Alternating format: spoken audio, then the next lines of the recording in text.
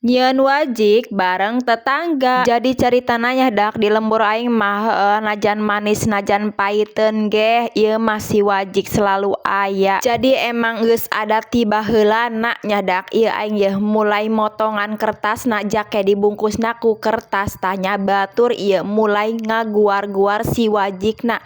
Soalna ieu wajik kudu bener-bener teas sampai bisa dibungkus ku si kertas tadi teh ya. Jeung alhamdulillah nanya ieu ruah rieuh kieu budaknya ieu tetangga ku kabehan oge sok pada peduli bae. Jamun ku sorangan mah pan budak he atuh lain pigawean sorangan jamana teh ti lieur jeung capena. Nu mantak ngeunaheuna kieu doang nya cicing di lembur mah atuh heueuh tina sagalana ge budaknya digotong royong bae ku para tetangga. Atuh henteu teu upahan ieu mah saha bae nu ikhlas jeung nu ridho. Atuh heueuh jamun eta kudu diupahan atuh lain upahaneun kalakuan panjelema ngaleuya nya paling ge heueuh sahukur tod bae dak ngopi paling nya ieu jeung si wajikna. Pokona mah geus barebu-rebu nuhun bae ieu kanu ngaranna tetangga jeung dulur-dulur.